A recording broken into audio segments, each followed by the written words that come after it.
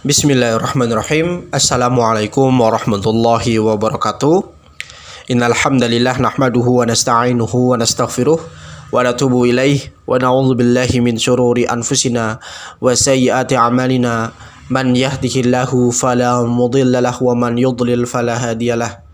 Asyhadu an la ilaha illallah wahdahu la syarikalah wa asyhadu anna Muhammadan abduhu wa rasuluh.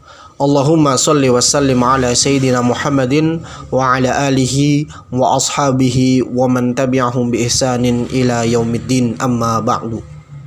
Alhamdulillah, kita panjatkan rasa syukur kepada Allah Subhanahu wa taala karena Allah Subhanahu wa taala masih memberikan kita nikmat yang luar biasa sehingga saya masih bisa membuat video ini dan bisa melanjutkan video kita sebelumnya. Masih pembahasan tentang akidah, masih membahas tentang tauhid. Namun pada video sebelumnya kita telah menyebutkan beberapa contoh atau beberapa bentuk ibadah yang mungkin selama ini kita nggak tahu kalau itu masuk dalam kategori ibadah. Nah, pada video kali ini kita belum melanjutkan menyebutkan macam-macam ibadah karena ada sesuatu yang lebih penting untuk kita sampaikan terlebih dahulu, supaya untuk kedepannya akan lebih memudahkan kita untuk memahami apa yang akan dibahas. Ya, nah, apa yang mau kita bahas pada video kali ini?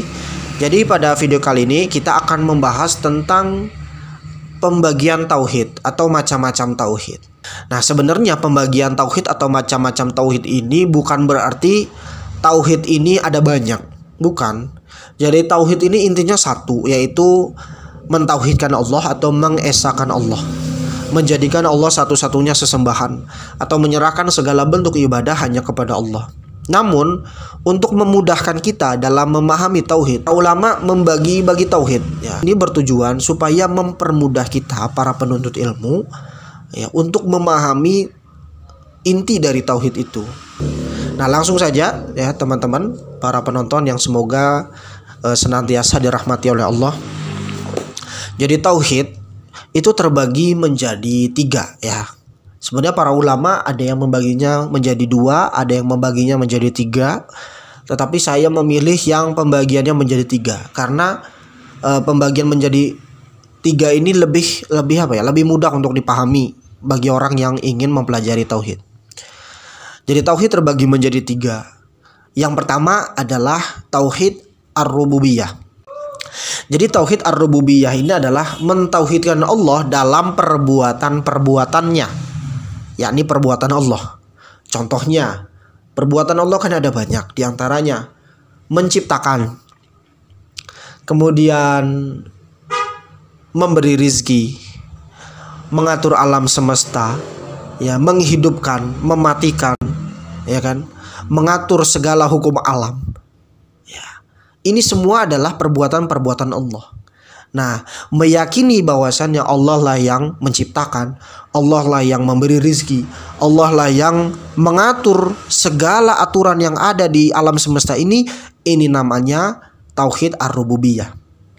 Jadi sekedar meyakini bahwasannya Allah lah yang mengatur alam semesta ini dengan segala hukum alamnya. Ya, contohnya misalnya, yang menjadikan api itu panas Allah, yang menjadikan air itu sejuk atau misalnya menjadikan es itu dingin Allah Subhanahu wa taala. Nah, jadi keyakinan ini menunjukkan bahwa kita bertauhid rububiyah. Ya, jelas ya. Jadi tauhid ar-rububiyah ini hanya sekedar meyakini bahwa semua perbuatan-perbuatan itu adalah Allah yang melakukan. Bukan kita meyakini yang mengatur alam semesta misalnya jin, yang mengatur alam semesta misalnya Ratu Kidul.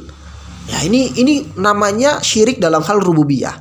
Karena pada hakikatnya yang mengatur alam semesta dengan segala isinya adalah Allah Subhanahu wa taala.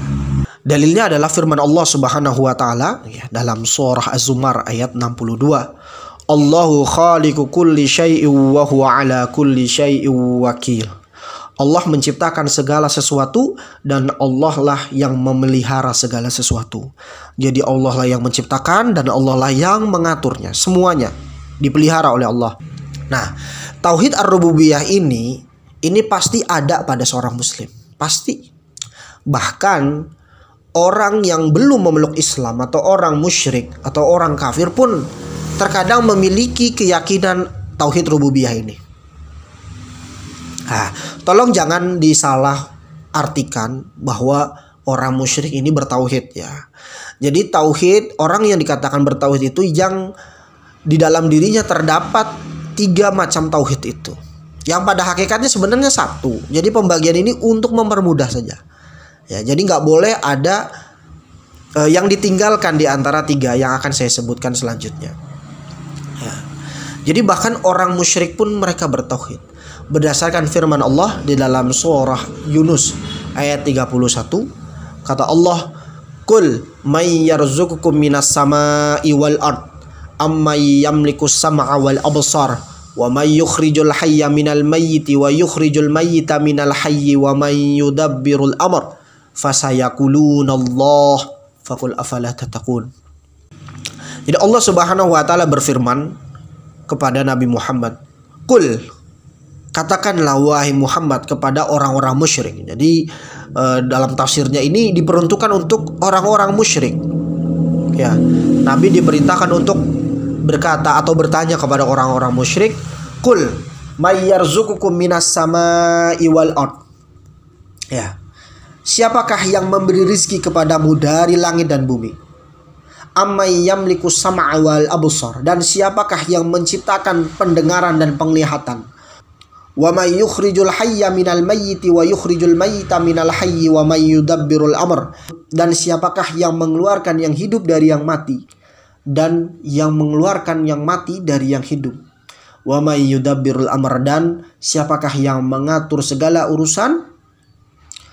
Fasayaqulunallah, maka mereka seraya mengatakan Allah.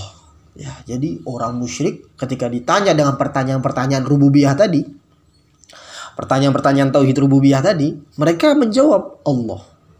Fakul afala tattaqun, maka katakanlah kepada mereka, kenapa kalian tidak bertakwa? Kenapa kalian tidak beriman? Kenapa kalian tidak mau menerima Islam? Padahal mereka meyakini, ya, padahal mereka meyakini bahwa Allah lah yang memberi rizki, Allah lah yang mengatur segala urusan. Tapi mengapa mereka tidak mau beriman? Itu karena mereka tidak rela meninggalkan sesembahan-sesembahan mereka. Jadi kalau misalnya di zamannya Nabi itu ada beberapa berhala pentolan ya, seperti Lata, Uzza, Manat. Kemudian kalau di zamannya Nabi Nuh itu ada beberapa berhala, Wad, Suwa, Yahus, Ya'uq, Nasr, itu nama-nama berhala ya, yang pada hakikatnya dulunya itu adalah orang-orang yang soleh, yang ketika dia meninggal, kemudian orang-orang membuatkan patung ya di tempat mereka biasa berdiam, sehingga berangsur-angsur yang tadinya orang datang untuk berziarah, datang untuk mengenang, kemudian ganti generasi, anak cucunya hanya tahu kalau nenek moyangnya dulu mendatanginya. Akhirnya berangsur-angsur yang tadinya patung-patung itu dibuat hanya untuk mengenang, berangsur-angsur patung-patung itu disembah, di samping menyembah Allah Subhanahu wa taala. Jadi seperti itu ya. Jadi orang musyrik pun mereka meyakini tauhid ini, tapi mereka tidak bisa dikatakan ahlu tauhid, muwahhid. Kenapa? Karena mereka belum bertauhid dengan tauhid yang selanjutnya. Jadi tauhid yang selanjutnya adalah tauhid al-uluhiyah, mengesahkan Allah dalam ibadah. Ya, jadi mengesahkan Allah dalam hal ibadah ini adalah konsekuensi dari tauhid rububiyah. Ketika kita meyakini bahwa Allah lah yang menciptakan kita, Allah lah yang memberi rizki, Allah lah yang mengatur alam semesta, maka konsekuensinya adalah kita harus menyembah Allah. Ya ayyuhan nasu ubudu rabbakumul ladzi khalaqakum. Wahai manusia, sembahlah Tuhanmu yang telah menciptakan kamu. Ya, jadi jelas ya, konsekuensi dari meyakini bahwa Allah lah yang menciptakan kita, maka konsekuensinya adalah menyembahnya. Kalau orang bertauhid rububiyah saja, maka dia tidak bisa dikatakan sebagai seorang muslim. Ya, tetapi ketika dia bertauhid rububiyah, kemudian dia bertauhid uluhiyah, maka dia adalah seorang muslim. Allah Subhanahu wa taala berfirman di dalam surah Al-Baqarah ayat 163. Wa ilahukum ilahu wahidul la ilaha illa huwar rahmanur rahim. Dan sesembahanmu ialah sesembahan yang Maha Esa, tidak ada yang berhak disembah melainkan Dia. Dialah yang Maha Penyayang lagi Maha Pengasih. Kemudian Allah Ta'ala berfirman, Iyyaka na'budu wa iyyaka nasta'in. Hanya kepadamulah kami menyembah, hanya kepadamulah kami memohon pertolongan. Jadi itu adalah dalil-dalil tauhid al-uluhiyah.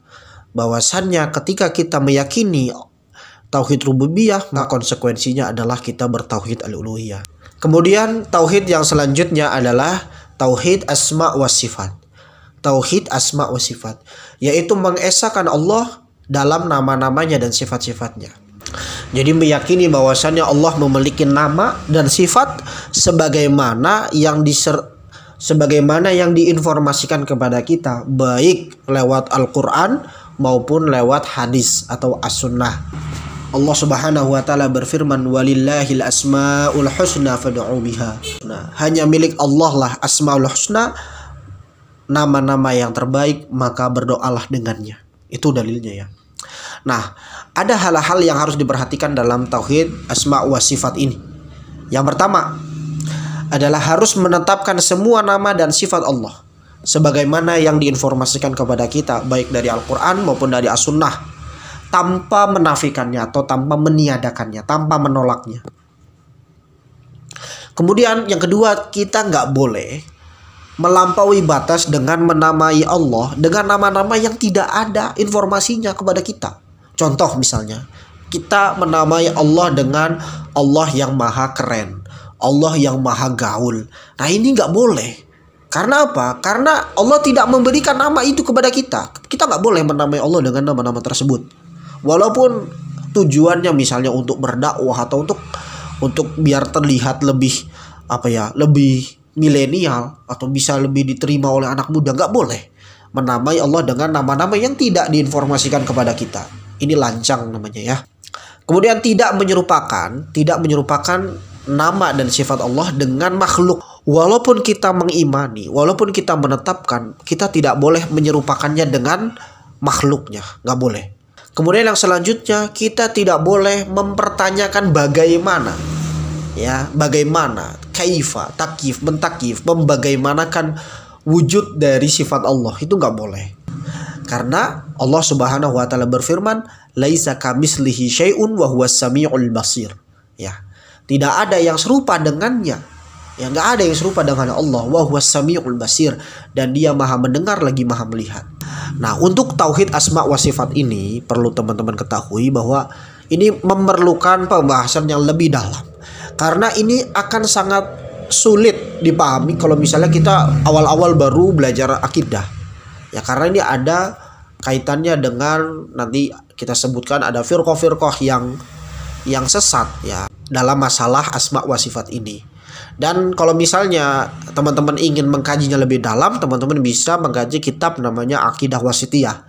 Ya, dan ini belum bisa saya sampaikan sekarang karena itu pembahasannya sangat panjang ya.